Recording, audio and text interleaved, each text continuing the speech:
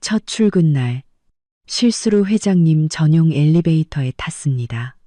전 직원이 제가 해고당하는 꼴을 보겠다며 비웃었죠. 그런데 상상도 못한 일이 벌어졌습니다. 회장님이 사람들 앞에서 저를 아내라고 부르는 게 아니겠어요? 회사 전체가 그야말로 발칵 뒤집혔습니다. 저도 머릿속이 하얘졌죠. 우린 생판 초면인데 대체 이게 무슨 상황일까요? 띵! 엘리베이터 문이 열리는 그 순간 저는 제가 돌이킬 수 없는 실수를 저질렀다는 걸 전혀 깨닫지 못했습니다. 오해민, 힘내자. 첫 출근부터 지각할 순 없잖아. 저는 속으로 되뇌며 개인 물품이 가득 담긴 종이 상자를 끌어안고 눈앞에 번쩍이는 엘리베이터 안으로 뛰어들었습니다. 문이 서서히 닫히고 나서야 저는 이 엘리베이터가 뭔가 다르다는 걸 알아차렸습니다. 내부 인테리어가 말도 안 되게 호화로웠거든요. 사방은 거울로 되어 있고 바닥에는 푹신한 짙은 회색 카펫이 깔려 있었습니다. 공기 중에는 은은한 시더우드 향기가 감돌았죠. 그리고 저 혼자였습니다. 잠깐만. 아까 로비에서 일반 엘리베이터를 기다리던 직원들이 왜 다들 그렇게 이상한 눈으로 저를 쳐다봤을까요? 그 이유를 깊이 생각할 틈도 없이 엘리베이터는 부드럽게 상승하기 시작했습니다. 손목 시계를 보니 8시 55분. 다행히 9시 업무 시작까지 5분이나 남아 있었습니다. 어제 신입 교육대 들었는데 천상그룹은 근태 관리가 아주 엄격해서 지각 한 번만 해도 인사 기록에 남는다고 했습니다. 별일 없겠죠. 저는 불안한 마음을 억누르며 작게 중얼거렸습니다. 상자 안에는 제 살림살이가 전부 들어있었죠. 3년 쓴 텀블러, 전문 서적 몇 권, 작은 스킨답서스 화분, 그리고 오늘 아침 엄마가 첫 출근 잘하라고 행운의 부적이라며 쥐어주신 합격력까지. 치열한 경쟁을 뚫고 천상그룹에 막 입사한 신입사원으로서 저는 설레면서도 무척 긴장됐습니다. 천상그룹은 시가총액 수십조에 달하는 거대 기업입니다. 소위 인서울대학을 졸업한 평범한 제가 이곳에서 일하게 된 건 정말 큰 행운이었죠. 마케팅팀 어시스턴트 자리를 위해 저는 5차 면접까지 통과했고 수백 명의 경쟁자를 물리쳤습니다. 엘리베이터는 부드럽게 올라갔습니다. 15층, 16층, 17층. 그런데 갑자기 엘리베이터가 20층에서 멈췄습니다. 문이 열리는 순간 저는 그 자리에 얼어붙고 말았습니다. 엘리베이터 밖에는 정장을 빼입은 남자 대여섯 명이 서 있었습니다. 맨 앞에 선 남자는 30대 초반으로 보였는데 키는 좋기 185cm는 넘어 보였습니다. 완벽하게 재단된 짙은 회색 정장을 입은 그는 표정이 차갑고 눈빛은 사람의 마음을 꿰뚫어 볼 듯 날카로웠습니다. 그 뒤에 선 사람들은 누가 봐도 부하 직원들로 모두 숨을 죽인 채 공손한 자세를 유지하고 있었죠. 그런데 저는 어제 큰맘 먹고 산 50만 원짜리 정장을 입고 초라한 종이 상자를 든 채 제가 있어서는 안 될 이 공간에 떡하니 서 있었습니다. 시간이 멈춘 것 같았습니다. 저는 그들의 눈에 스치는 놀라움, 그리고 이내 노골적인 경멸과 구경꾼의 눈빛을 똑똑히 봤습니다. 이 사람은 누굽니까? 금태 안경을 쓴 중년 남자가 눈살을 찌푸리며 물었습니다. 여기가 회장님 전용 엘리베이터인 거 모르나? 회장님 전용 엘리베이터. 제 머릿속이 윙하고 울리며 하얗게 비어버렸습니다. 끝났구나. 정말 끝났어. 어제 신입 교육대 인사팀에서 분명히 말해줬습니다. 이 건물에는 임원 전용 엘리베이터가 3대 있고 일반 직원은 사용이 엄격히 금지된다고. 하지만 저는 너무 긴장한 나머지 어느 것인지 제대로 기억하지 못했습니다. 그저 본능적으로 안내 데스크에서 가장 가깝고 사람이 없는 엘리베이터를 탔을 뿐이죠. 죄송합니다. 제가 신입이라 잘 몰랐습니다. 저는 얼굴이 화끈거리는 걸 느끼며 더듬더듬 변명했습니다. 신입이면 규정을 어겨도 된다는 건가? 다른 남자가 차갑게 쏘아붙였습니다.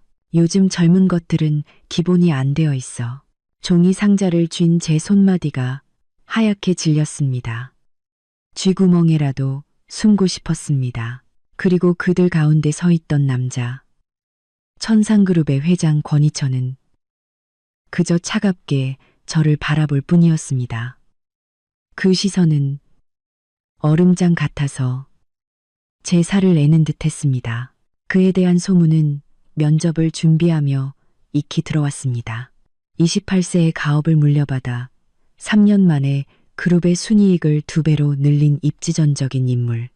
업계에서는 냉혹한 철혈군주로 통하며 실수를 저지른 직원은 가차없이 내친다고 했죠. 저는 제 미래를 똑똑히 볼 수 있었습니다.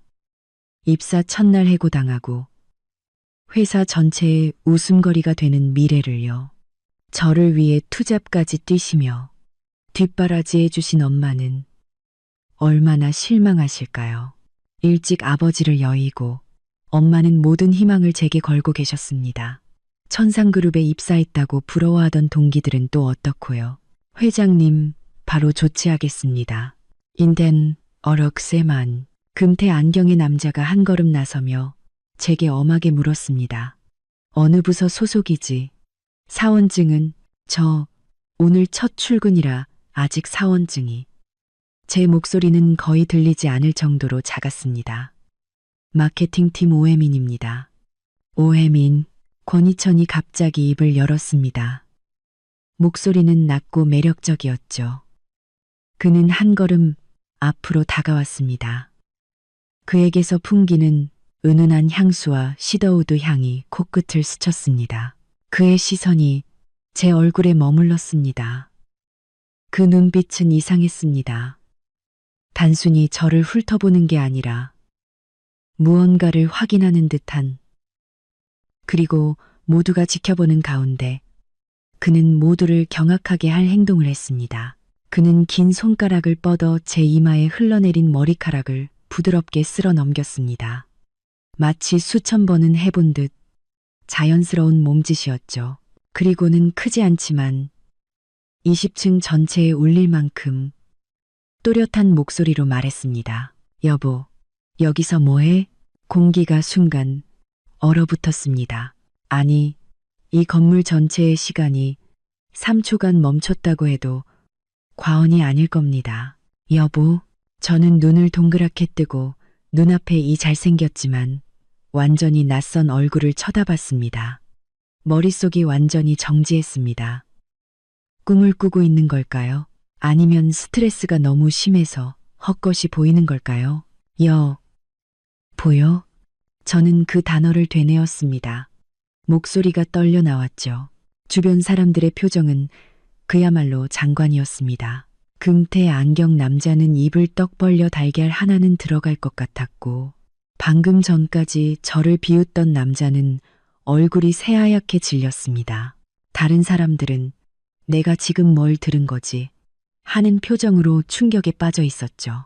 하지만 권희천은 주변 반응은 아랑곳하지 않고 제 손에서 자연스럽게 종이 상자를 받아들었습니다. 그 동작은 너무나도 익숙해서 마치 여러 번 연습한 것 같았습니다. 기사님 보낸다고 했잖아. 그의 목소리는 아까의 냉정함은 온데간데 없이 다정했습니다. 왜 혼자 이렇게 무거운 걸 들고 왔어? 저는 완전히 상황 파악이 안 돼 횡설수설했습니다. 이거 혹시 최신 몰래카메라인가요? 아니면 천상그룹의 기상천외한 입사 테스트. 권희천은 돌처럼 굳어버린 임원들을 향해 돌아섰습니다. 그의 목소리는 평소처럼 사무적이었지만 거역할 수 없는 힘이 실려 있었습니다. 최 이사님, 이 사람은 오혜민, 제 아내입니다. 오늘부터 마케팅팀에서 일하게 됐어요. 특별 대우가 아니라 공정한 대우와 배움의 기회를 얻었으면 합니다. 아시겠습니까? 최 이사라고 불린 금태 안경 남자가 꿈에서 깨어난 듯 허둥지둥 고개를 끄덕였습니다. 네, 그럼요, 회장님. 걱정 마십시오. 저희가 그리고 권희천은 그의 말을 끊고 아까 저를 비웃었던 남자를 쳐다봤습니다. 박 부장, 우리 회사가 추구하는 건 상생의 문화이지 신입을 배척하는 문화가 아닙니다. 작년 3분기 보고서에 데이터 오류가 몇 개 있던데 오후까지 수정본 제출하도록 하세요. 박 부장의 얼굴이 새하얗게 질렸습니다. 네. 회장님. 바로 처리하겠습니다. 권희천은 그제야 고개를 끄덕이고는 다시 저를 향해 부드러운 목소리로 말했습니다. 마케팅팀까지 데려다 줄게. 아니에요. 저는 겨우 목소리를 되찾았습니다. 여전히 떨렸지만요. 저 혼자 갈 수 있어요. 그래. 그는 고집하지 않고 옆에 있던 최 이사에게 제 종이 상자를 건넸습니다. 최 이사님, 오혜민 씨 마케팅팀까지 안내해주고 자리 좀 챙겨주세요. 네, 회장님. 엘리베이터 문이 다시 닫히고 권희천과 그의 핵심 임원들을 태운 채 위로 올라갔습니다. 저는 마치 꼭두각시처럼 최 이사의 극진한 안내를 받으며 마케팅팀으로 향했습니다. 길을 걷는 내내 호기심, 부러움, 심지어 질투가 가득한 시선들이 제게 쏟아졌습니다. 오혜민 씨, 아니, 사모님, 이쪽입니다. 최 이사의 태도는 180도 바뀌어 거의 아첨에 가까울 정도로 공손했습니다. 아까는 정말 죄송했습니다. 저희가 신분을 몰라 뵙고 사모님이라고 부르지 마세요. 저는 겨우 이성을 되찾고 말했습니다. 저는 오혜민이고 마케팅팀 신입 어시스턴트입니다. 그리고 최 이사님, 이건 아마 오해가, 사실 저희는 아무 사이도 아닙니다. 라고 말하고 싶었지만 차마 입이 떨어지지 않았습니다. 지금 제가 부인한다면 사람들 앞에서 권희천의 얼굴에 먹칠을 하는 셈이잖아요. 그는 도대체 왜 그런 걸까요? 무슨 꿍꿍이가 있는 걸까요? 그리고 만약 제가 사실을 밝힌다면 저는 바로 해고당하게 될까요? 수만 가지 질문이 머릿속을 맴돌았지만 저는 억지로 냉정을 유지하려 애썼습니다. 권희천의 의도가 무엇이든 일단은 그가 저를 공경해서 구해준 셈이니까요. 그리고 저는 이 일자리가 절실했습니다. 회장님과 참 잘 어울리십니다. 최 이사가 자기가 뭘 안다는 듯 비밀 결혼하셨군요. 하는 표정으로 말을 받았습니다. 저는 우는 것보다 더 어색한 미소를 지으며 더 이상의 해명을 포기했습니다. 마케팅팀 사무실 문 앞에 다다랐을 때 최 이사가 갑자기 목소리를 낮춰 말했습니다. 오혜민 씨, 아까 일은 회장님께서 원치 않으시니 저희가 꼭 비밀로 하겠습니다. 걱정 마세요. 마케팅팀에도 제가 잘 얘기해 두겠습니다. 그가 문을 열자 마케팅팀 사무실이 눈에 들어왔습니다. 수십 개의 눈이 일제히 저를 향해 쏠렸습니다. 소문은 이미 들불처럼 부서 전체에 퍼진 모양이었습니다. 여러분, 최 이사가 헛기침을 하며 말했습니다. 오늘부터 함께 일할 신입사원 오혜민 씨입니다. 다들 새로운 동료를 잘 도와주시기 바랍니다. 기묘한 정적이 흘렀습니다. 그러다 누군가 먼저 박수를 치기 시작하자 이내 성긴 박수 소리가 터져나왔고 곧 모두가 손뼉을 쳤습니다. 하지만 그들의 눈빛에 담긴 호기심과 의심, 질투는 마치 칼날처럼 저를 꿰뚫는 듯 했습니다. 샤넬 정장을 입고 완벽한 화장을 한 여자가 다가왔습니다. 마케팅팀의 임뮤라 팀장이었죠. 그녀는 저를 위아래로 훑어보았습니다. 눈빛이 복잡 미묘했죠. 환영해요, 오혜민 씨. 그녀의 미소는 흠잡을 데 없이 완벽했지만 눈에는 한 점의 온기도 없었습니다. 자리는 저쪽이에요. 김 대리가 안내해 줄 겁니다. 감사합니다, 팀장님. 저는 작게 말하고 종이 상자를 든 채 구석 자리로 향했습니다. 등 뒤로 쏟아지는 시선들이 따가웠습니다. 낯선 자리에 앉아 분주하게 움직이는 동료들을 보니 여전히 모든 것이 비현실적으로 느껴졌습니다. 권희천은 왜 저를 아내라고 불렀을까요? 저를 아는 사람일까요? 아니면 사람을 착각한 걸까요? 저는 핸드폰 전면 카메라를 켜고 화면 속에 평범하기 짝이 없는 얼굴을 들여다봤습니다. 청순하지만 눈에 띄게 예쁜 얼굴은 아니었죠. 피부는 하얀 편이고 눈도 코도 평범했습니다. 길 가다 마주치면 금방 잊어버릴 그런 얼굴.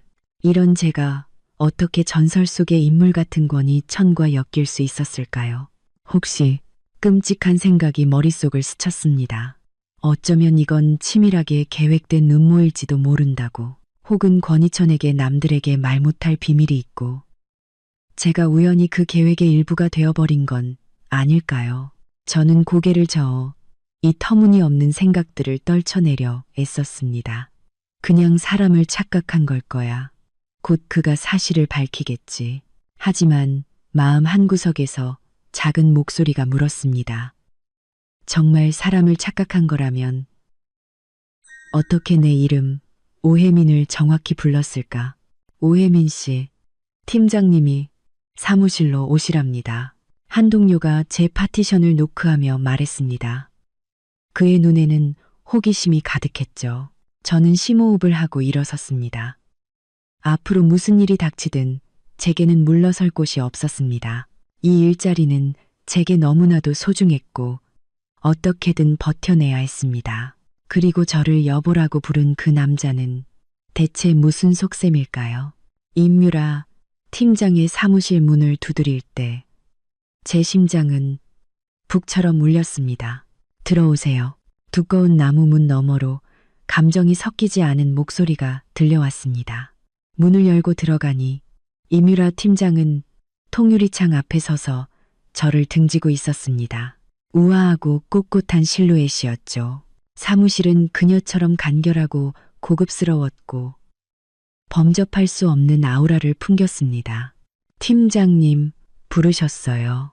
그녀가 돌아섰습니다. 손에는 커피 잔이 들려 있었죠. 그녀의 시선이 제 저렴한 정장 재킷부터 낡은 구두까지 훑었습니다. 부하 직원을 보는 눈빛이라기보다는 물건의 가치를 평가하는 듯한 눈빛이었습니다. 앉아요. 그녀가 책상 앞 의자를 가리켰습니다. 저는 얌전히 앉아 무릎 위에 두 손을 모으고 최대한 침착함을 유지하려 애썼습니다. 오혜민 씨, 맞죠? 그녀는 가죽 의자에 앉아 커피를 저으며 말했습니다. 오늘 아침 일은 들었어요. 저는 입을 열어 해명하려 했지만 어디서부터 시작해야 할지 몰랐습니다. 천상에서 일할 때 가장 중요한 건 프로 정신이에요. 그녀는 제게 말할 기회를 주지 않고 말을 이었습니다. 권 회장님과 어떤 사이든 여기서는 당신도 한 명의 직원이라는 걸 명심했으면 해요. 공과 사를 구분하지 못하는 모습은 보고 싶지 않군요. 알겠어요? 네, 팀장님. 저는 고개를 숙였습니다. 오늘 아침 일은 사고였습니다. 업무에 지장을 주는 일은 절대 없을 겁니다. 사고. 그녀는 비웃었습니다. 그 미소에는 조소가 섞여 있었죠. 사고였든 아니든 이제 회사 전체가 당신이 회장님의 특별한 관심을 받는 대상이라는 걸 알게 됐어요. 이건 당신에게도 우리 마케팅 팀에게도 좋은 일이 아니에요. 그녀의 시선이 칼날처럼 날카로워졌습니다. 회장님과 무슨 사이든 상관없어요. 하지만 제 팀에서는 제 규칙을 따라야 합니다. 만약 당신이 그 관계를 이용해서 특혜를 누리거나 업무 능력이 기준에 미치지 못한다면 저는 절대 가만히 있지 않을 겁니다. 회장님이라도 회사 규정은 존중해야 하니까요. 알겠습니다. 저는 무릎 위에 손을 꽉 쥐었습니다. 실력으로 증명하겠습니다. 그러는 게 좋을 거예요. 그녀는 제 앞에 서류 한 뭉치를 밀었습니다. 이게 이번 달 당신의 첫 번째 과제예요. 회사에서 새로 출시하는 럭셔리 스킨케어 라인인데 시장 조사와 초기 프로모션 기획안을 작성해야 해요. 일주일 줄게요. 금요일 퇴근 전까지 제출하세요. 저는 서류를 받아 빠르게 훑어봤습니다. 신입에게는 꽤 벅찬 업무량이었습니다. 문제 있나요? 그녀가 눈썹을 치켜떴습니다. 없습니다. 기한 내에 마치겠습니다. 저는 고개를 들어 그녀의 시선을 마주했습니다. 임유라 팀장은 제 대답에 조금 놀란 듯 했지만 이내 차가운 표정으로 돌아왔습니다. 좋아요. 나가서 일 보세요. 마케팅팀은 무능한 직원은 필요 없으니까. 사무실을 나오자 등줄기가 땀으로 축축했습니다. 임유라 팀장은 명백히 저와 권희천의 그 알 수 없는 관계를 싫어하고 있었습니다. 자리로 돌아오니 동료들은 일하는 척했지만 힐끔거리는 시선들이 느껴졌습니다. 나지막한 수근거림도 들려왔죠. 쟤야? 되게 평범하게 생겼는데 회장님이 왜? 너도 알잖아. 높은 사람들은 취향이 독특하다니까. 조용히 해. 이제 사모님이시라고. 저는 심호흡을 하고 컴퓨터를 켰습니다. 남들이 뭐라 하든 실력만이 제가 여기서 버틸 수 있는 유일한 무기였습니다. 점심시간 저는 혼자 구내식당으로 갔습니다. 자리에 막 앉았을 때 익숙한 목소리가 들렸습니다. 여기 앉아도 될까요? 고개를 드니 권희천의 비서, 박진우 비서였습니다. 아침에 엘리베이터 앞에서 봤던 아주 유능해 보이는 젊은 남자였죠. 네, 그럼요. 저는 옆으로 자리를 비켜주었습니다. 그는 제 맞은편에 앉아 미소 지으며 자신을 소개했습니다. 안녕하세요. 저는 박진우라고 합니다. 회장님 비서입니다. 회장님께서 자리와 업무 환경은 만족스러운지 여쭤보라고 하셨습니다. 네, 다 좋아요. 감사합니다. 저는 조금 딱딱하게 대답했습니다. 박 비서는 제 긴장을 눈치챈 듯 목소리를 낮춰 말했습니다. 오혜민 씨, 회장님께서 전해달라고 하셨습니다. 다른 사람들 시선은 신경 쓰지 마시라고요. 그리고 오늘 저녁 개인적인 일로 식사를 함께 하고 싶어 하십니다. 퇴근 후 주차장에서 기다리겠습니다. 개인적인 일, 제 심장이 쿵 내려앉았습니다. 드디어 수수께끼가 풀리는 걸까요? 네, 알겠습니다. 저는 최대한 평온하게 대답했습니다. 박 비서는 고개를 끄덕이고는 금방 식사를 마치고 자리를 떴습니다. 그가 떠나자 주변의 시선은 더욱 노골적으로 변했습니다. 오후 내내 저는 업무에 집중하며 임유라 팀장이 내준 과제를 파고들었습니다. 화장품 업계는 처음이라 자료조사가 많이 필요했죠. 다행히 동료인 김민준 대리가 친절하게 기본적인 상황들을 설명해 주었습니다. 혜민 씨, 너무 신경 쓰지 마요. 주변에 사람이 없는 틈을 타 민준 씨가 작게 말했습니다. 원래 우리 회사가 좀 그래요. 가십거리 하나 생기면 며칠은 시끄럽거든요. 좀 지나면 괜찮아질 거예요. 고마워요. 저는 그에게 미소를 지었습니다. 오늘 처음으로 어떤 의도도 없는 순수한 친절을 느꼈습니다. 아, 맞다. 그 신제품, 제가 좀 아는데 예전에 저희 팀에서 사전 조사를 한 적이 있어요. 아마 공유 폴더에 자료가 있을 거예요. 제가 찾아봐 드릴게요. 정말요. 너무 고마워요. 민준 씨의 도움 덕분에 일은 한결 수월해졌습니다. 하지만 이제 시작일 뿐이라는 걸 알았습니다. 임유라 팀장이 그리고 회사 전체가 저를 지켜보고 있었으니까요. 그리고 권희천, 그는 무슨 생각을 하는지 도무지 알 수가 없었습니다. 겨우 퇴근 시간이 되었습니다. 저는 일부러 조금 꾸물거리다 대부분의 동료들이 퇴근한 후에야 짐을 챙겨 내려갔습니다. 주차장에는 예상대로 박 비서가 기다리고 있었습니다. 그는 검은색 마이바흐 옆에 서 있다가 저를 보고는 공손하게 뒷좌석 문을 열어주었습니다. 오혜민 씨, 타시죠. 차에 올라타니 권희천이 이미 앉아 있었습니다. 그는 짙은 남색 캐주얼 정장으로 갈아입어 낮의 날카로움 대신 조금 부드러운 분위기를 풍겼지만 여전히 압도적인 존재감을 뿜어냈습니다. 더 클라우드 9호로 가주세요. 그가 기사에게 말하고는 저를 향해 말했습니다. 이런 식으로 불러내서 미안합니다. 회장님, 저는 용기를 내어 그를 똑바로 쳐다봤습니다.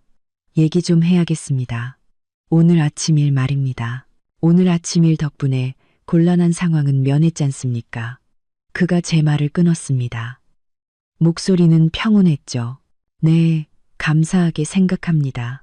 하지만 왜 그러셨는지 이해할 수가 없네요. 저희 아는 사이였나요? 그는 몇 초간 침묵했습니다. 차 안의 공기가 무겁게 가라앉았습니다. 만약 내가 아내가 필요하고 당신이 그 조건에 딱 맞는 사람이라고 말하면 어떻게 생각하겠습니까? 네? 제가 잘못 들었나 싶었습니다. 권희천은 창밖으로 빠르게 스쳐 지나가는 야경을 바라봤습니다. 빛과 어둠 속에서 그의 옆모습은 비현실적으로 보였습니다. 명목상의 아내가 필요합니다. 기간은 1년. 그대가로 당신은 안정적인 직장과 괜찮은 급여, 그리고 1년 뒤 상당한 금액의 위자료를 받게 될 겁니다. 그의 목소리에는 어떤 감정도 실려 있지 않았습니다. 마치 평범한 비즈니스 계약을 논하는 것 같았죠. 왜 저죠? 제 목소리가 떨렸습니다. 배경이 깨끗하고 복잡한 인간관계가 없으니까. 그리고 그는 잠시 말을 멈췄습니다. 당신은 이 일자리가 절실해서 쉽게 거절하지 않을 테니까. 그의 말은 사실이었습니다. 반박할 수가 없었죠. 엄마는 지난달 건강검진 결과가 좋지 않았습니다. 더 좋은 병원에서 정밀검사를 받으려면 돈이 필요했습니다. 남동생은 내년에 수능을 보는데 대학 등록금도 만만치 않은 금액이었죠. 천상그룹의 연봉은 제게 너무나도 중요했습니다. 왜 계약 결혼이 필요하신 거죠? 제가 질문했습니다. 그건 내 개인적인 문제입니다. 그의 목소리가 차가워졌습니다. 당신은 동의할지 안 할지만 대답하면 됩니다. 제가 거절한다면요. 당신은 일자리를 잃게 될 겁니다. 그리고 그는 저를 돌아봤습니다. 눈빛이 깊었죠. 이뮤라 팀장 성격상 자신을 속인 사람을 그냥 두지 않을 겁니다. 비록 그 시작이 나였다고 해도 말이죠. 업계 평판이 나빠져서 좋은 일자리를 다시 구하기는 어려워질 겁니다. 그는 저를 위협하고 있었습니다. 부드럽고 정중한 방식으로요. 생각할 시간은 3일 주겠습니다. 차는 한 고층 빌딩 앞에 멈춰 섰습니다. 더 클라우드 9이라는 간판이 밤하늘 아래 빛나고 있었습니다. 이제 저녁 식사를 하죠. 회사 전체가 우리를 부부로 알고 있으니 서로에 대해 알아갈 필요는 있지 않습니까? 그가 차에서 내려 제게 문을 열어주었습니다. 레스토랑 입구의 직원이 공손하게 인사했습니다. 권 회장님, 사모님, 안녕하십니까? 사모님이라는 호칭이 저를 불편하게 만들었습니다. 레스토랑 안으로 들어서자 통유리창 너머로 도시 전체의 야경이 별처럼 쏟아졌습니다. 손님은 많지 않았지만 모든 테이블이 극도로 정교하게 세팅되어 있었습니다. 우리는 창가 자리에 앉았습니다. 권희천은 익숙하게 메뉴를 주문했고 심지어 제가 고수를 못 먹는다는 것까지 기억하고 있었습니다. 어떻게 아셨어요? 당신에 대해 알아봤습니다. 그는 아무렇지 않게 인정했습니다. 기본적인 정보는 알아야 하니까요. 등골이 오싹해졌습니다. 이 남자는 단 하루 만에 제 정보를 얼마나 파악한 걸까요? 그런 눈으로 보지 마세요. 그는 우아하게 스테이크를 썰며 말했습니다. 이 계약에 동의한다면 그에 상응하는 존중과 자유를 보장하겠습니다. 우린 명목상의 부부일 뿐 사적으로는 서로 간섭하지 않을 겁니다. 필요한 자리에만 저와 동행해주면 됩니다. 필요한 자리라면요. 회사 행사, 가족 모임, 가끔 있는 공식 석상 같은 것들. 그는 나이프와 포크를 내려놓고 저를 똑바로 쳐다봤습니다. 당신이 원하지 않는 일은 절대 강요하지 않겠습니다. 그건 계약서에 명시할 수도 있습니다. 디저트로 초콜릿 용암 케이크가 나왔습니다. 권희철은 제 앞에 놓으라고 손짓했습니다. 자료를 보니 초콜릿을 좋아한다고 하더군요. 이런 사소한 것까지 알다니 생각할 시간이 필요해요. 제가 마침내 말했습니다. 물론이죠. 그는 고개를 끄덕였습니다. 3일이면 현명한 결정을 내리기에 충분한 시간일 겁니다. 저녁 식사는 침묵 속에서 끝났습니다. 저를 집으로 데려다 주는 길에 우리는 거의 대화를 나누지 않았습니다. 차는 제가 사는 낡은 아파트 단지 앞에 멈춰 섰습니다. 주변 환경과 전혀 어울리지 않았죠. 저녁 감사합니다. 저는 차에서 내리기 전에 말했습니다. 오혜민 씨. 그가 갑자기 저를 불렀습니다. 밤 공기 속에서 그의 목소리는 조금 부드럽게 들렸습니다. 당신에게 불공평한 제안이라는 거 압니다. 하지만 원래 세상은 불공평하죠. 적어도 이 거래는 당신에게 실질적인 이득을 줄 수 있을 겁니다. 저는 대답 없이 어두운 계단으로 들어섰습니다. 좁은 원룸에 돌아와 문에 기댄 채 저는 그대로 주저앉았습니다. 오늘 일어난 모든 일이 영화처럼 머릿속을 스쳐 지나갔습니다. 권희철은 가짜 아내가 필요했고 저를 선택했습니다. 왜일까요? 가족들의 성화 때문일까요? 아니면 정략 결혼을 피하기 위해서? 그것도 아니면 더 복잡한 이유가 있는 걸까요? 그리고 저는 이 황당한 제안을 받아들여야 할까요? 휴대폰이 울렸습니다. 엄마의 메시지였죠. 혜민아, 새 직장은 어때? 너무 무리하지 말고 엄마는 괜찮으니까 걱정 마. 갑자기 눈시울이 뜨거워졌습니다. 만약 이 제안을 받아들인다면 엄마에게 더 나은 생활을, 동생에게 걱정 없는 미래를 선물할 수 있습니다. 1년의 시간으로 더 안정된 미래를 살 수 있는 거죠. 만약 거절한다면 저는 정말 일자리를 잃고 이 도시에서 발붙이기 어려워질지도 모릅니다. 오늘 이뮤라 팀장의 경고는 빈말이 아니었으니까요. 휴대폰이 다시 한번 울렸습니다. 권희천의 문자였습니다. 어떤 결정을 내리든 오늘 아침의 약속은 유효합니다. 거절했다고 해서 해고당하는 일은 없을 겁니다. 저는 그 문자를 멍하니 바라봤습니다. 이 남자는 대체 냉혹한 사업가일까요? 아니면 그에게도 어쩔 수 없는 사정이 있는 걸까요? 밤은 깊어갔고 저는 창가에 서서 멀리 보이는 천상그룹 빌딩 꼭대기의 불빛을 바라봤습니다. 저 가장 밝은 불빛은 분명 권희천의 사무실일 겁니다. 3일, 다음날 아침, 저는 알람 소리에 잠에서 깼습니다. 밤새 권희천의 말을 곱씹느라 한숨도 자지 못했죠. 거울 속 제 얼굴은 팬더처럼 쓰랬습니다. 간단히 씻고 저는 가장 평범한 흰 셔츠와 검은 슬랙스를 입었습니다. 오늘은 더 이상 눈에 띄면 안 됐으니까요. 회사 로비에 들어서자 모든 시선이 제게 쏠리는 게 느껴졌습니다. 안내 데스크 직원의 미소는 어제보다 10배는 더 친절했습니다. 오혜민 씨, 좋은 아침입니다. 엘리베이터 눌러드릴까요? 아니요, 괜찮아요. 저는 서둘러 일반 직원용 엘리베이터로 향했습니다. 동료들 틈에 끼어 엘리베이터에 타자 안은 순식간에 조용해졌습니다. 등 뒤로 느껴지는 시선과 억눌린 수군거림이 들려왔습니다. 쟤야, 별거 없어 보이는데 어제 회장님이랑 더 클라우드 구에서 저녁 먹었대. 진짜. 거기 한 달 전에 예약해야 하는 곳 아니야. 저는 엘리베이터 층수만 뚫어져라 쳐다보며 아무것도 못 들은 척했습니다. 드디어 20층.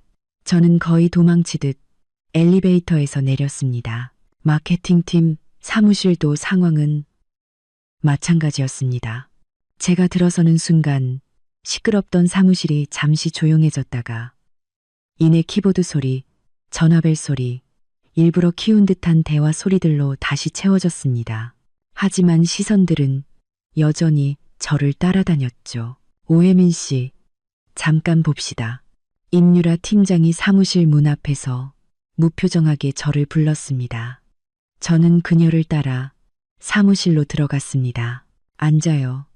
그녀는 서랍에서 서류 뭉치를 꺼내 제 앞에 밀었습니다. 이건 마케팅팀 3분기 프로모션 기획안 초안이에요.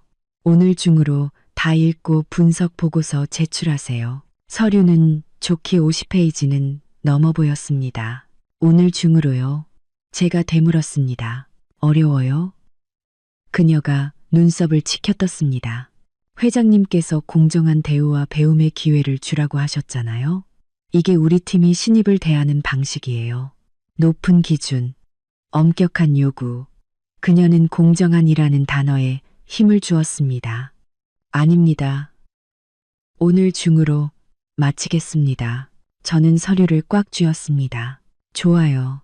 그녀는 제 얼굴을 잠시 뜯어보더니 말했습니다. 나가서 일 보세요. 아, 그리고 점심에 신입 환영 회식이 있어요. 아래층 옥정원에서 12시까지 늦지 말아요. 네, 감사합니다. 팀장님, 자리로 돌아와 저는 두꺼운 기획안을 펼쳤습니다. 신입에게 하루 만에 분석 보고서를 쓰라는 건 거의 불가능에 가까운 과제였지만 제게는 선택의 여지가 없었습니다. 오전 내내 저는 서류와 컴퓨터에 파묻혀 지냈습니다. 11시 50분. 저는 겨우 보고서의 초안을 완성하고 뻐근한 목을 풀었습니다. 혜민 씨, 밥 먹으러 가요. 민준 씨가 저를 불렀습니다. 옥정원은 회사 근처의 고급 한정식 식당이었습니다. 마케팅팀은 큰 룸을 예약했죠. 제가 들어섰을 때 임유라 팀장은 상석에 앉아 있었고 그녀의 왼쪽 자리가 비어 있었습니다. 명백히 제 자리였죠. 혜민 씨, 왔군요. 여기 앉아요. 그녀가 완벽한 미소로 손짓했지만 그 안에는 거리감이 느껴졌습니다. 저는 억지로 자리에 앉았습니다. 음식이 나오고 사람들은 시끌벅적하게 대화를 나눴지만 저는 모두의 시선이 제게 쏠려 있다는 것을 느낄 수 있었습니다. 혜민 씨, S대 나왔다고 들었어요. 맞은편의 서정아 대리가 물었습니다. 그녀는 어제 제 대각선 자리에 앉아 있던 사람이었죠. 네. 제가 고개를 끄덕였습니다. S대 좋죠. 근데 우리 회사에 S대 나온 사람 꽤 많잖아요. 그녀가 의미심장하게 웃으며 말했습니다. 천상에 들어온 거 보면 혜민 씨 정말 대단한가 봐요. 이건 함정이었습니다. 제가 제 자신을 칭찬하면 교만해 보이고 겸손하면 실력을 부정하는 꼴이었죠. 기회를 주셔서 감사할 따름입니다. 열심히 해서 증명해 보이겠습니다. 저는 중립적인 대답을 택했습니다. 그럼요. 회장님이 계신데 당연히 증명할 수 있겠죠. 다른 남자 동료가 끼어들자 억눌린 웃음소리가 터져 나왔습니다. 그때 룸 문이 열렸습니다. 모두가 숨을 죽였습니다. 문 앞에는 권희천과 박비서가 서 있었습니다. 그는 방안을 쓱 훑어보더니 제게로 시선을 고정했습니다. 회장님, 어쩐 일이십니까? 임유라 팀장이 가장 먼저 일어섰습니다. 마케팅팀 신입 환영회가 있다고 해서 와봤습니다. 그의 말은 가벼웠지만 그의 존재감은 룸 전체를 압도했습니다. 권희천은 자연스럽게 제 옆자리에 앉았습니다. 모든 시선이 제게로 꽂히는 게 느껴졌죠. 신경 쓰지 말고 계속들 하세요. 그가 말했지만 분위기는 이미 완전히 달라져 있었습니다. 이어지는 10분은 숨 막히는 침묵이었습니다. 권희천은 마치 아무렇지 않은 듯 찐 생선 한 조각을 제 그릇에 놓아주며 말했습니다. 많이 먹어요. 너무 말랐어. 그 행동은 너무나 자연스러워서 마치 우리가 정말 사랑하는 부부인 것 같았습니다. 주변에서 숨을 들이켜는 소리가 들렸습니다. 감사합니다. 제 얼굴이 화끈 달아올랐습니다. 일은 할 만해요. 그가 물었습니다. 네. 팀장님께서 많이 도와주세요. 저는 조심스럽게 대답했습니다. 그는 임유라 팀장을 돌아보며 말했습니다. 임 팀장은 우리 회사 최고의 마케팅 팀장 중 한 명이니 많이 배울 수 있을 겁니다. 과찬이십니다, 회장님. 임유라 팀장의 미소가 어색하게 굳었습니다. 아, 맞다. 권희천이 무언가 생각난 듯 말했습니다. 오늘 저녁에 부모님께서 당신을 보고 싶어 하셔. 퇴근하면 데리러 갈게. 룸 안에는 바늘 떨어지는 소리도 들릴 것 같았습니다. 네? 저는 물을 마시다 살에 들릴 뻔했습니다. 긴장할 거 없어. 그냥 간단한 저녁 식사야. 그의 목소리는 가벼웠지만 눈에는 거절을 허락하지 않는 단호함이 있었습니다. 이건 제안이 아니라 통보였습니다. 수많은 시선 속에서 저는 고개를 끄덕일 수밖에 없었습니다. 이후 식사는 가시방석이었습니다. 점심이 끝나고 레스토랑을 나설 때 권희천은 자연스럽게 제 옆에서 걸었습니다. 엘리베이터 안에서 저는 참지 못하고 물었습니다. 왜 그러신 거예요? 그리고 오늘 저녁은 또 뭐고요? 우린 아직 내게 답을 주지 않았다는 거 알아요. 그가 제 말을 끊었습니다. 하지만 당신의 대답과 상관없이 어떤 일들은 이미 시작됐습니다.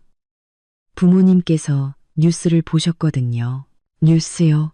그는 핸드폰으로 경제 뉴스 사이트를 보여주었습니다. 천상그룹 권희천 회장. 극비 결혼. 상대는 신입사원이라는 자극적인 제목 아래 어제 아침 엘리베이터 앞에서 찍힌 사진이 실려 있었습니다. 제 얼굴은 모자이크 처리되었지만 아는 사람은 알아볼 수 있을 정도였죠. 사진 속에서 권희천은 제 머리를 쓰다듬고 있었습니다. 어제 아침 사진이군요. 제 피가 차갑게 식는 것 같았습니다. 회사 내부에 나를 흠집내려는 사람들이 많습니다. 어제 오후부터 사진이 돌았고 오늘 아침에 언론에 넘어간 거죠. 그래서 부모님께서 제 사생활에 관심이 많으시거든요. 그의 입가에 비웃음이 스쳤습니다. 이왕 이렇게 된 거 순리대로 가는 게 낫죠. 당신이 결정하는데도 도움이 될 거고요. 안 그렇습니까? 엘리베이터가 꼭대기층에 도착했습니다. 문이 열렸지만 그는 내리지 않고 저를 바라봤습니다. 생각할 시간이 줄어들겠네요. 오늘 저녁 식사 후에 당신의 대답을 들어야겠습니다. 제가 거절한다면요. 뉴스가 났는데도요. 그럼 내일 모든 게 오해였고 당신은 내 먼 친척 동생인데 내가 사람을 착각한 거라고 해명 기사를 낼 겁니다. 그는 잠시 말을 멈췄습니다. 하지만 알다시피 아무도 믿지 않겠죠. 언론은 더 자극적인 이야기를 만들어낼 거고 회사에서 당신의 입장은 더 곤란해질 겁니다. 그는 가장 부드러운 방식으로 저를 압박하고 있었습니다. 오늘 저녁 식사는 뭘 준비해야 하죠? 그냥 당신답게 행동하면 됩니다. 엘리베이터 문이 닫히기 시작했습니다. 그의 목소리가 문틈으로 들려왔습니다. 퇴근하면 박 비서가 데리러 갈 겁니다. 자리로 돌아온 저는 붕 뜬 기분이었습니다. 오후 내내 시간이 어떻게 가는지도 몰랐습니다. 겨우 퇴근 시간이 되어 마지막으로 사무실을 나섰습니다. 주차장에는 박 비서가 기다리고 있었습니다. 이번에는 조금 더 평범한 검은색 세단이었습니다. 회장님께서 먼저 옷부터 갈아입으시라고 하셨습니다. 차는 고급 드레스 샵 앞에 멈춰 섰습니다. 1시간 뒤 저는 거울 앞에 서서 제 모습을 알아보지 못했습니다. 우아한 미색 원피스, 단아한 올림머리, 작은 진주 귀걸이, 모든 것이 완벽했습니다. 박 비서는 저를 산 중턱에 있는 한 저택으로 데려갔습니다.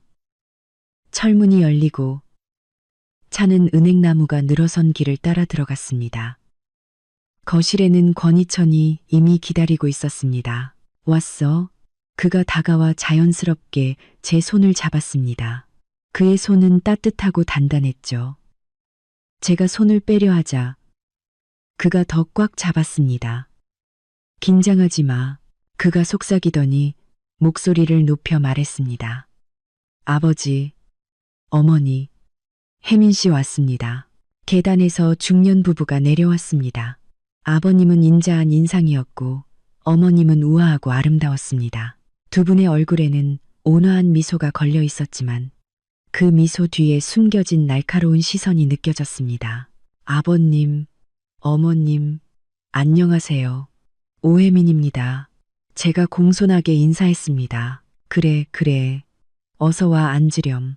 어머님께서 다정하게 제 손을 잡고 소파에 앉히셨습니다. 이천이 이 녀석, 결혼 같은 큰일을 말도 없이. 우린 뉴스를 보고서야 알았다니까. 제가 너무 떠들썩하게 하고 싶지 않았습니다. 권희천이 제 옆에 앉으며 자연스럽게 제 어깨 뒤로 팔을 둘렀습니다. 저녁 식사 내내 저는 극도로 긴장했습니다. 부모님께서는 제 가족부터 학업, 직장까지 많은 것을 물어보셨습니다. 권희천은 중간중간 끼어들어 능숙하게 대화를 이끌며 제가 곤란하지 않게 도와주었습니다. 듣자 하니 어머니께서 편찮으시다고 어머님께서 갑자기 물으셨습니다. 제 심장이 덜컥 내려앉았습니다. 네, 지병이 좀 있으세요. 심각한 건 아니고요. 어이구, 그러면 안 되지. 연세가 있으시면 더 조심해야 해. 이천아, 혜민 씨 어머님, 서울 큰 병원에서 종합 검진 받으시게 예약 좀 해드려라. 어머니, 이미 예약했습니다. 권희천이 평온하게 말했습니다. 저는 놀라서 그를 쳐다봤습니다. 어떻게 알고 언제 예약을 한 걸까요? 화기애애한 분위기 속에서 저녁 식사가 끝났습니다. 떠날 때 어머님께서는 제 손을 잡고 작은 보석함을 쥐어주셨습니다. 첫 만남인데 작은 선물이야. 약소하지만 받아주렴. 차에 타서 상자를 열어보니 다이아몬드 목걸이가 어둠 속에서도 영롱하게 빛나고 있었습니다. 이건 너무 과해요. 받을 수 없어요. 받아도 안 그러면 어머니께서 더 신경 쓰실 거야. 권희천은 창밖을 보며 말했습니다. 이제 당신의 결정을 말해줘요. 인주스토 앙가람진제. 저는 보석함을 꽉 쥐었습니다. 다이아몬드가 손바닥을 파고들었습니다. 진실을 전부 알고 싶어요. 왜 가짜 결혼이 필요하신 거죠? 1년 뒤에는요. 저는 어떻게 되는 거죠? 그는 한참 동안 침묵했습니다. 아버님 건강이 좋지 않으세요. 의사 선생님께서 길어야 1년이라고 하셨습니다. 아버님의 가장 큰 소원은 제가 결혼해서 가정을 꾸리는 걸 보는 겁니다. 밤의 어둠 속에서 그의 목소리는 유난히 낮게 깔렸습니다. 사업적으로도 제가 미혼이라는 점을 공격하는 경쟁자들이 있습니다. 안정적인 결혼은 여러 문제를 해결해 줄 수 있죠. 1년 뒤에는요. 1년 뒤 당신이 원한다면 천상에 계속 남아서 일할 수 있습니다. 떠나고 싶다면 새로운 삶을 시작하기에 충분한 돈과 함께 좋은 일자리를 알아봐 주겠습니다. 우리는 성격 차이를 이유로 평화롭게 이혼할 겁니다. 누구도 당신을 비난하지 않을 겁니다. 차가 저희 집 앞에 멈춰 섰습니다. 그는 동네 안까지 들어오지 않고 길가에 차를 세웠습니다. 이건 계약서 초안입니다. 그가 제게 서류 봉투를 건넸습니다.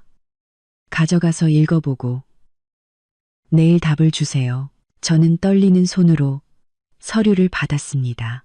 권희천 씨, 제가 처음으로 그의 이름을 불렀습니다.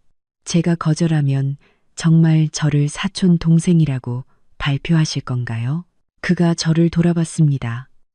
그의 눈에 복잡한 감정이 스쳤습니다. 네.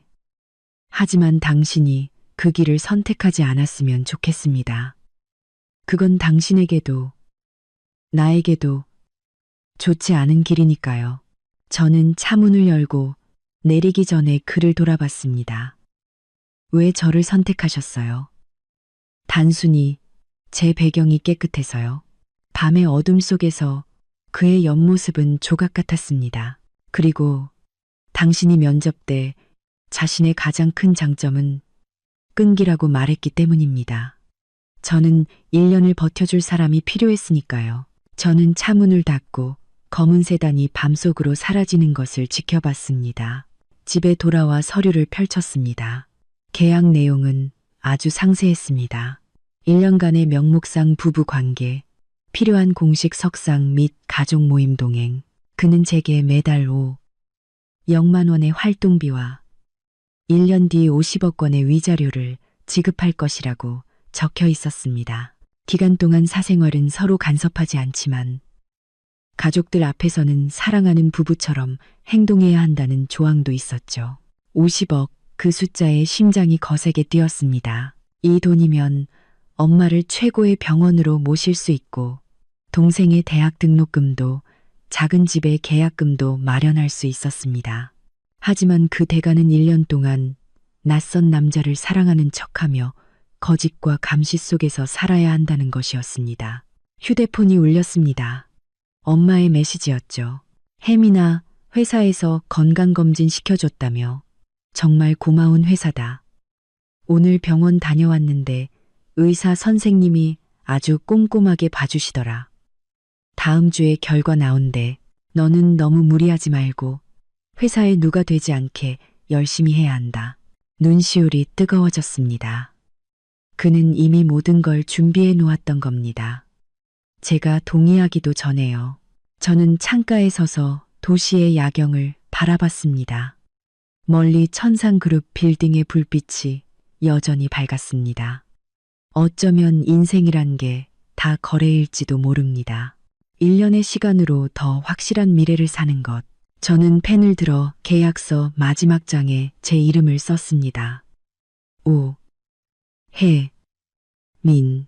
오늘부터 이 이름은 진짜든 가짜든 다른 이름과 묶이게 될 겁니다. 저는 서명한 페이지를 사진 찍어 권희천에게 보냈습니다. 1분도 채 되지 않아 답장이 왔습니다. 내일 아침 신분증과 가족관계증명서 가지고 오세요. 구청에서 봅시다.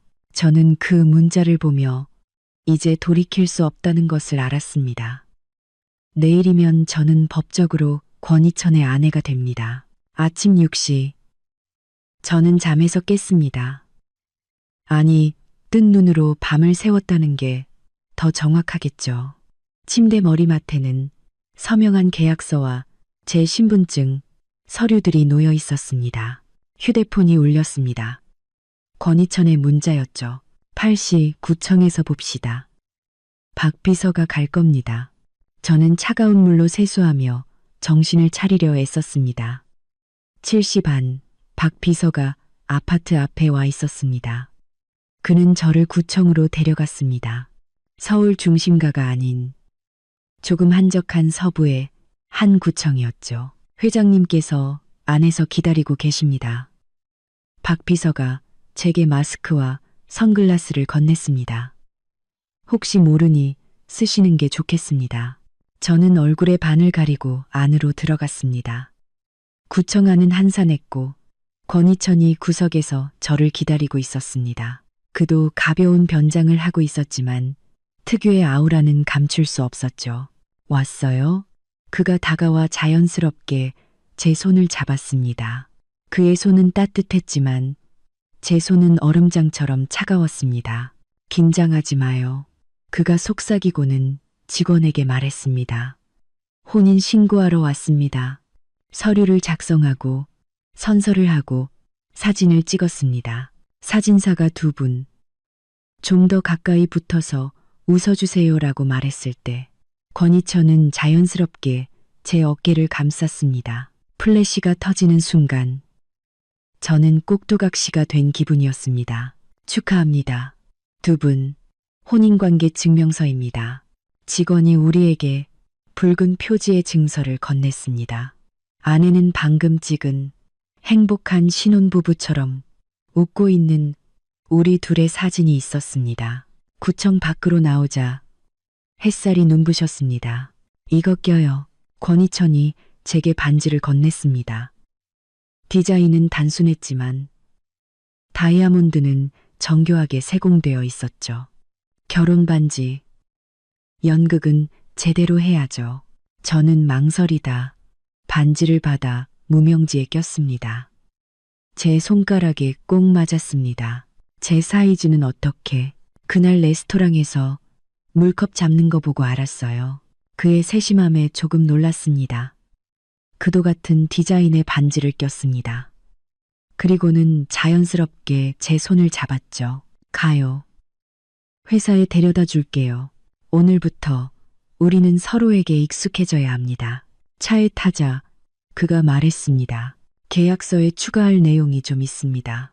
조만간 이사할 준비를 해야 할 겁니다. 이사요? 결혼했는데 당연히 같이 살아야죠. 시내에 제 아파트가 있습니다. 방은 충분하니 서로 방해하지 않고 지낼 수 있을 겁니다. 하지만 지금 사는 곳은 회사에서 너무 멀고 안전하지도 않아요. 우리가 별거한다는 사실이 알려지면 모든 계획이 수포로 돌아갑니다. 그의 말에 반박할 수 없었습니다. 언제 이사하죠? 오늘 저녁에 박 비서가 도와줄 겁니다. 모든 것이 너무 빨랐습니다. 차가 회사 근처에 멈춰 섰습니다. 점심은 같이 먹읍시다. 구내식당에서 우리 관계가 자연스러워 보이게 해야 하니까요. 꼭 그래야 하나요? 이 계약이 의심받지 않고 효력을 발휘하길 바란다면, 네. 그의 눈빛은 진지했습니다. 당신을 곤란하게 하려는 게 아니에요. 오혜민 씨. 서명을 한 이상 우리는 이 연극을 제대로 해내야 합니다. 어설픈 연기는 금방 들통나기 마련이니까요. 알겠습니다. 회사 로비에 들어서자 오늘의 시선은 어제보다 더욱 뜨거웠습니다. 사모님, 좋은 아침입니다. 엘리베이터 안에서도 사람들은 제게 깍듯하게 인사하며 자리를 비켜주었습니다. 저는 거의 도망치듯 20층에서 내렸습니다. 혜민 씨, 잠깐 봅시다. 임유라 팀장이 사무실 문 앞에서 저를 불렀습니다. 그녀의 표정은 어제보다 더 굳어 있었죠. 앉아요. 들리는 소문이 있어서 말인데 회장님과 대체 무슨 관계죠? 어제는 부부라고 하더니 인사 기록에는 미혼으로 되어 있던데요. 저는 당신의 직속 상관으로서 특히 이 일이 부서 전체에 영향을 미칠 수 있는 상황에서는 진실을 알 권리가 있습니다. 저는 무릎 위에 손을 꽉 쥐었습니다. 반지가 손바닥을 파고들었죠. 저희 부부 맞습니다. 아직 서류 정리를 못했을 뿐이에요. 제 목소리는 놀랍게도 침착했습니다. 혼인신고는 오늘 아침에 막 하고 오는 길입니다. 임유라 팀장의 눈에 놀라움이 스쳤지만 이내 평정을 되찾았습니다. 그럼 어제 뉴스도 사실이었군요. 네, 그렇다면 다시 한번 말하지만 제 팀에서 특혜는 없습니다. 어제 제출한 보고서 봤는데 분석이 너무 얕아요. 데이터도 부족하고 메일로 수정사항 보냈으니 오늘 퇴근 전까지 다시 제출하세요. 네, 팀장님. 그리고 회장님과의 관계를 이용해서 업무상 편의를 얻으려는 생각은 하지 마세요. 만약 그런 일이 발각되면 회장님 아내라도 회사 규정대로 처리할 겁니다. 알겠어요. 네. 사무실을 나오자 손바닥이 땀으로 흥건했습니다. 임유라 팀장은 제게 어떤 특권도 허용하지 않을 것임이 분명했습니다. 점심시간이 되자 권희천에게서 문자가 왔습니다. 내려와요. 구내식당에서 기다릴게요. 저는 한숨을 쉬며 식당으로 내려갔습니다. 점심시간이라 식당은 시끌벅적했지만 권희천이 들어서는 순간 모두가 조용해졌습니다.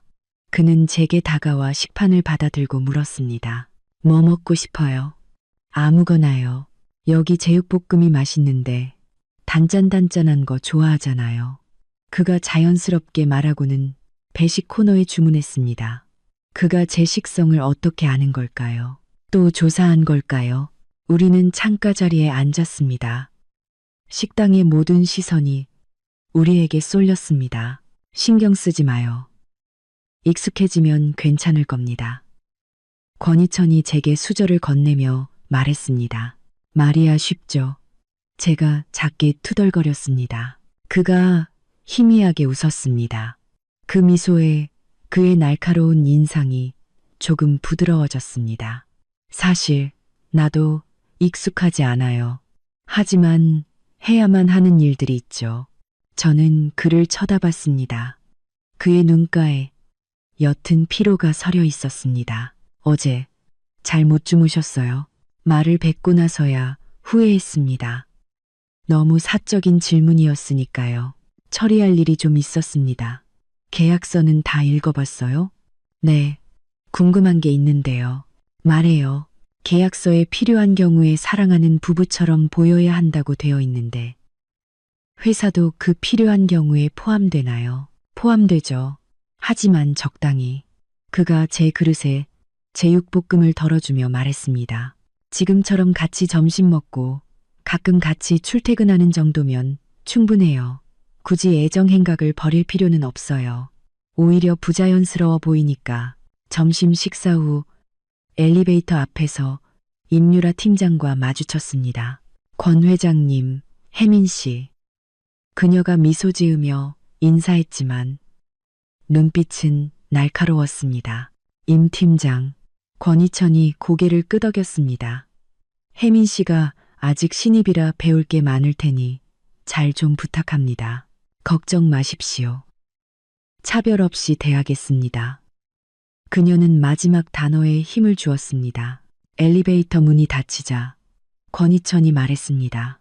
임 팀장은 유능하지만 아주 엄격한 사람이에요. 그녀의 시험을 통과하면 천상에서 단단히 자리 잡을 수 있을 겁니다. 네, 그럴게요. 저는 주먹을 꽉 쥐었습니다. 오후 내내 저는 보고서 수정에 매달렸습니다. 저녁 7시가 다 되어서야 일을 마칠 수 있었죠. 사무실에는 민준 씨와 저 둘만 남아 있었습니다. 혜민 씨, 아직 안 갔어요? 이제 가려고요. 먼저 가요. 네, 그럼. 아, 맞다. 그가 목소리를 낮췄습니다. 오늘 점심에 회장님이랑. 진짜였어요. 저는 씁쓸하게 웃었습니다. 보는 그대로예요. 대박. 그가 엄지를 치켜 세웠습니다. 근데 혜민 씨, 임 팀장님 오늘 기분 안 좋아 보이던데 조심해요. 민준 씨가 떠나고 저는 보고서를 최종 확인한 후 임유라 팀장에게 메일을 보냈습니다. 지하주차장에는 박 비서가 기다리고 있었습니다. 사모님, 먼저 댁으로 가서 짐을 챙기시죠. 회장님께서는 오늘 저녁 약속이 있으셔서 늦게 들어가실 겁니다. 꼰지나 2년간 살았던 작은 원룸을 보니 갑자기 서운한 마음이 들었습니다.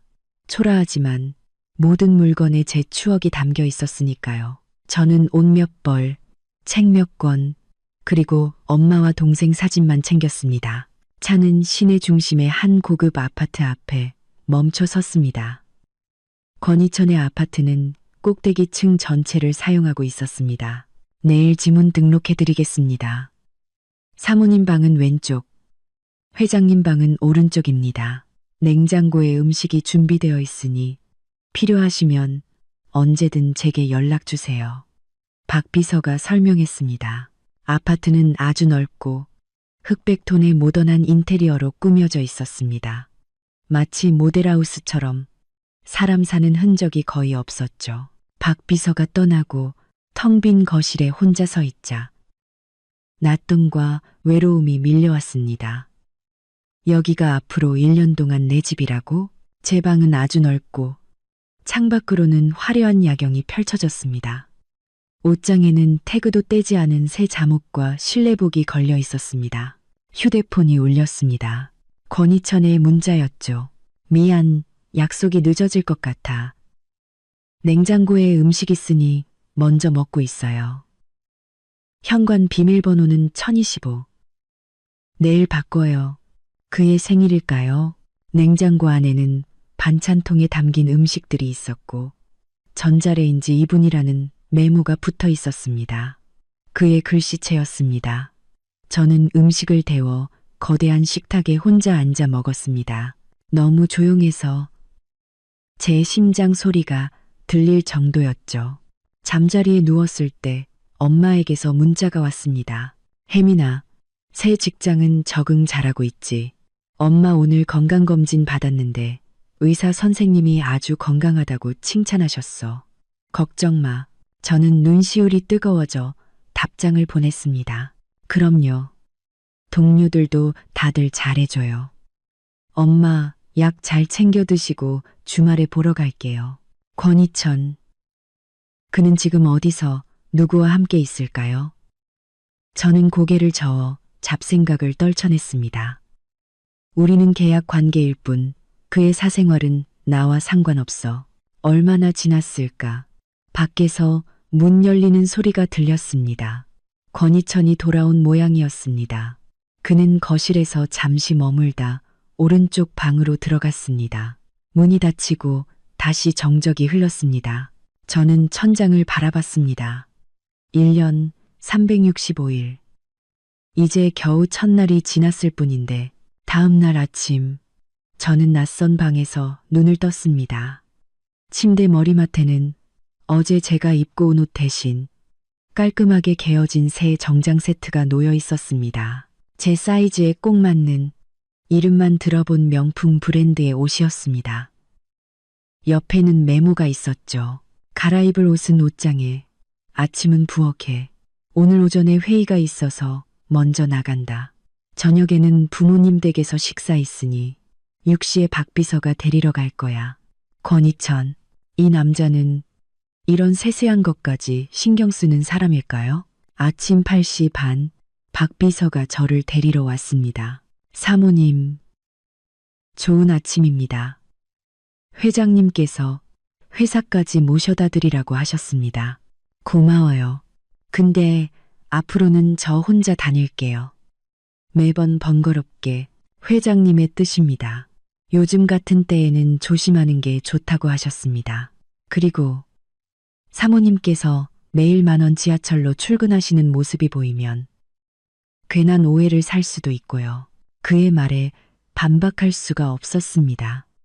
확실히 재벌 총수의 아내가 지하철로 출근한다는 건 이상하게 보일 수 있었죠. 박 비서님, 제가 물었습니다. 회장님은 원래 그렇게 남을 잘 챙기는 분이신가요? 박 비서는 잠시 침묵하더니 말했습니다. 회장님께서는 일에는 엄격하시지만 주변 사람들에게는 사실 무척 세심한 분입니다. 다만 표현을 잘 안 하실 뿐이죠. 얼마나 같이 일하셨어요? 5년 됐습니다. 회장님께서 그룹을 맡으신 직후부터요. 그는 룸미러로 저를 보며 말했습니다. 사모님, 회장님은 좋은 분입니다. 가끔 방식이 좀 직설적이어서 그렇지요. 회사 근처에서 차가 멈췄습니다. 박 비서가 제게 쇼핑백 하나를 건넸습니다. 회장님께서 임 팀장님께 전해드리라고 하셨습니다. 안에는 고급 베이커리의 디저트 상자가 들어 있었습니다. 무슨 의미죠? 회장님께서 임 팀장님의 특별한 관심에 감사드린다고 전하라고 하셨습니다. 박 비서의 목소리에 희미한 웃음기가 섞여 있었습니다. 알 것 같았습니다. 이건 경고이자 일종의 선언이었습니다. 권희천은 임유라 팀장에게 내가 그의 사람이며 함부로 건드려서는 안 된다는 메시지를 보내고 있었던 거죠. 회사에 들어서자 오늘의 시선은 더욱 복잡 미묘했습니다. 어제는 호기심이었다면 오늘은 경외심과 과장된 친절함이 섞여 있었죠. 저는 임유라 팀장의 사무실 문을 두드리고 쇼핑백을 그녀의 책상 위에 올려놓았습니다. 팀장님, 회장님께서 전해드리라고 하셨습니다. 그녀는 쇼핑백을 힐끗 보더니 눈썹을 까딱했습니다. 회장님께 고맙다고 전해줘요. 앉아요. 어제 보고서 봤는데 발전은 했지만 아직 부족해요. 그녀는 제 보고서에 붉은 펜으로 빽빽하게 메모를 해놓았습니다. 데이터 분석이 더 깊어져야 하고 경쟁사 동향 파악도 부족해요. 그리고 이 부분 홍보 전략 예산이 너무 비현실적이야. 실제로는 최소 20%는 더 들 겁니다. 그녀의 지적은 날카로웠지만 모두 맞는 말이었습니다. 오늘 퇴근 전까지 수정본 제출하세요. 그리고 오후에 고객사 미팅이 있는데 김 대리랑 같이 가서 배우도록 해요. 제가 보고서를 들고 일어서자 그녀가 덧붙였습니다. 아, 그 디저트는 잘 받았다고 회장님께 전해줘요. 그분의 호의는 감사하지만 내 팀에서는 오직 실력만이 유일한 평가 기준이라고. 오전 내내 저는 보고서를 수정하고 오후 미팅 자료를 준비하느라 정신이 없었습니다. 점심시간이 되자 권희천에게서 문자가 왔습니다.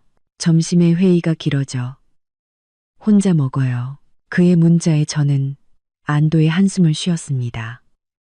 저는 구내식당 구석에 자리를 잡았지만 여전히 시선이 느껴졌습니다. 몇몇 여직원들이 멀지 않은 곳에서 저를 보며 수군거렸죠. 쟤야, 회장님이 대체 뭘 보고? 듣자 하니 집안도 평범하고 엄마도 아프다던데 혹시 애 가진 거 아니야? 그들의 목소리는 작았지만 제게는 똑똑히 들렸습니다. 저는 젓가락을 쥔 손에 힘을 주며 밥을 씹었습니다. 화내면 지는 거야. 혜민 씨, 여기 자리 있어요? 민준 씨가 제 맞은편에 앉으며 말했습니다. 저 사람들 신경 쓰지 마요. 그냥 질투하는 거니까. 오후 2시, 저와 민준 씨는 고객사인 미즈 코스메틱에 도착했습니다. 미팅은 순조롭지 않았습니다. 마케팅 이사는 저희 기획안에 계속해서 날카로운 질문을 던졌죠. 당신들은 우리 요구를 전혀 이해하지 못한 것 같군요. 우리가 원하는 건 이런 판에 박힌 아이디어가 아니라 획기적인 크리에이티브입니다. 분위기가 얼어붙었습니다. 그때 저는 제가 조사했던 자료 하나가 떠올랐습니다. 이사님, 제가 조심스럽게 입을 열었습니다. 지난 분기 주력 상품이 35세 이상을 타겟으로 한 안티에이징 라인이셨죠. 하지만 최근 데이터에 따르면 20, 30대 소비자의 스킨케어 지출 증가율이 가장 높습니다. 저희는 이들을 타겟으로 한 간편하지만 효과적인 컨셉의 라이트 스킨케어 라인을 제안하고 싶습니다. 모두의 시선이 제게 쏠렸습니다. 저는 계속해서 말했습니다. 이 컨셉을 중심으로 소셜미디어를 활용한 마케팅을 펼친다면 새로운 시장을 개척할 수 있을 겁니다. 회의실은 잠시 조용해졌습니다. 미즈의 이사가 다시 기획안을 펼쳐보더니 조금 누그러진 목소리로 말했습니다. 흥미로운 발상이군요. 구체적인 아이디어가 있습니까? 민준 씨가 재빨리 말을 받았습니다. 네, 라이트 스킨케어 컨셉에 맞춰 다음 주까지 더 구체적인 제안서를 준비해 오겠습니다. 회의가 끝나고 미즈의 이사는 저를 보며 말했습니다. 오혜민 씨라고 했죠. 관찰력이 아주 예리하군요. 다음에도 좋은 의견 기대하겠습니다. 인포팅, 알모스다. 회사로 돌아오는 길에 민준 씨가 흥분해서 말했습니다. 혜민 씨, 진짜 대단해요. 아까 그 이사 표정 봤어요? 하마터면 계약 날아갈 뻔했는데 오후 6시 박 비서가 저를 데리러 왔습니다. 그는 저를 어머님 댁으로 데려갔죠. 저녁 식사는 권희천의 부모님과 함께였습니다. 혜민이 오늘 정말 예쁘구나. 어머님께서 다정하게 제 손을 잡으셨습니다. 아범한테 들었다. 오늘 회사에서 큰 건 하나 했다며. 저는 놀라서 권희천을 쳐다봤습니다. 오후에 미즈 쪽에서 연락이 왔습니다. 혜민 씨 덕분에 미팅이 아주 성공적이었다고요. 그가 평온하게 말했습니다. 저녁 식사 후 어머님께서 제게 조심스럽게 물으셨습니다. 그래서 아기 소식은 언제쯤 들을 수 있는 거니? 저는 마시던 차를 뿜을 뻔했습니다. 그때 권희천이 서재에서 나오며 말했습니다. 어머니, 그건 서두를 일 아니에요. 혜민 씨도 이제 막 회사에 적응하는 중이고 저희는 천천히 생각할 겁니다. 인주링아, 집으로 돌아오는 차 안에서 권희천이 물었습니다. 피곤하죠? 네, 조금요. 연기하는 게 출근하는 것보다 더 힘드네요. 그가 희미하게 웃었습니다. 연기 잘하던데요. 부모님께서 당신을 아주 마음에 들어 하셨어요. 그날 밤, 저는 권희천이 저를 위해 자선 경매에서 수억 원짜리 그림과 수십억 원짜리 목걸이를 낙찰받고 다른 여자들의 비아냥거림에서 저를 감싸주고 심지어 발이 아픈 저를 위해 무릎을 꿇고 신발을 갈아 신겨주는 꿈을 꿨습니다. 너무나도 생생한 꿈이었죠.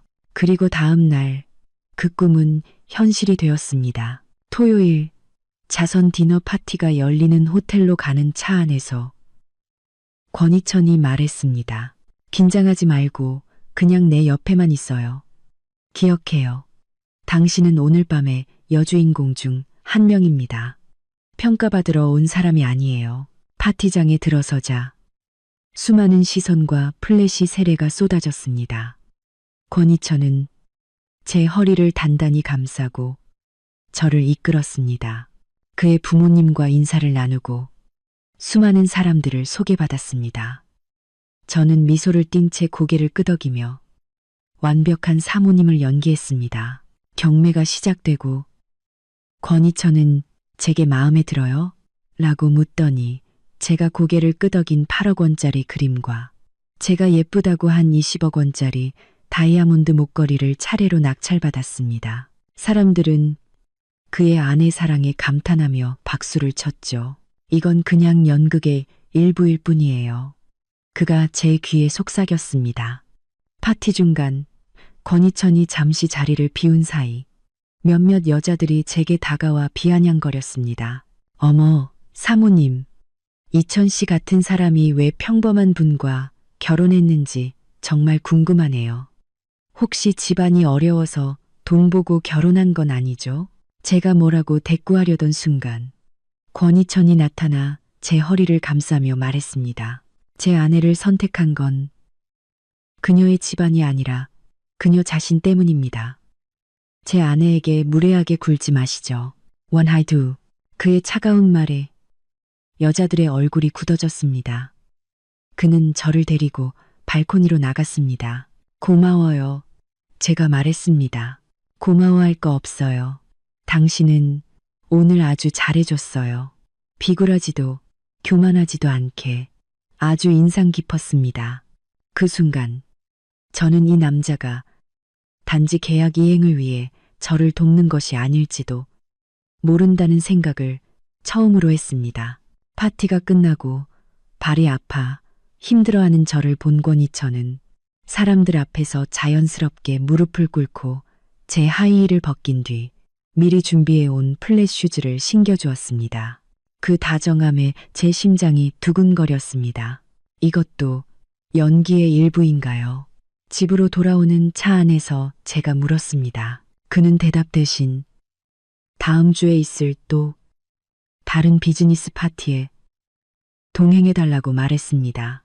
그리고 다음 주 월요일 회사 내부 게시판에 회장 사모님의 신데렐라 스토리, 과연 실력일까, 몸로비일까 라는 제목의 글이 올라왔습니다. 제가 권희천의 차를 타고 그의 아파트에 들어가는 뒷모습 사진과 함께였죠.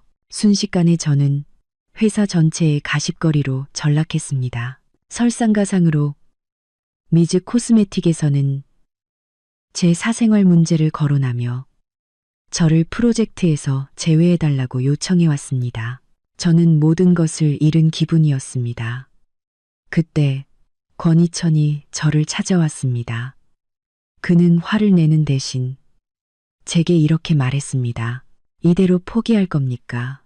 그깟 뜬 소문 때문에 당신을 비웃는 사람들 앞에서 실력으로 증명해 보여요.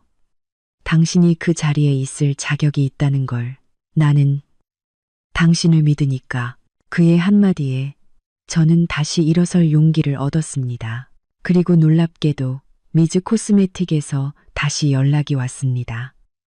제 기획안이 너무 뛰어나서 포기할 수 없다는 것이었죠.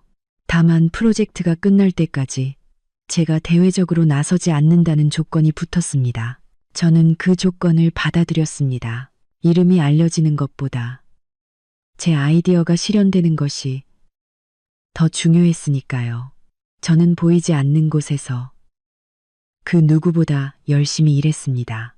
몇 달 후 미즈 코스메틱의 라이트 스킨케어 라인은 시장에 출시되자마자 폭발적인 반응을 얻으며 업계의 새로운 성공 신화가 되었습니다. 그리고 저는 더 이상 회장님의 아내가 아닌 마케터 오해민으로 불리기 시작했습니다. 어느 날 밤 권희천이 제게 물었습니다. 후회하지 않아요? 당신의 공을 다른 사람이 가로채게 된 거. 저는 웃으며 대답했습니다. 후회하지 않아요. 진짜 실력은 누가 알아주지 않아도 빛나는 법이니까요. 그리고 당신이 알아주잖아요. 그 순간 저는 깨달았습니다. 우리의 1년짜리 계약 결혼은 어쩌면 제 인생 최고의 기회였을지도 모른다는 것을요. 그리고 이 남자, 권희천은 단순한 계약 파트너가 아니라 제 인생의 가장 든든한 지원군이라는 것을요.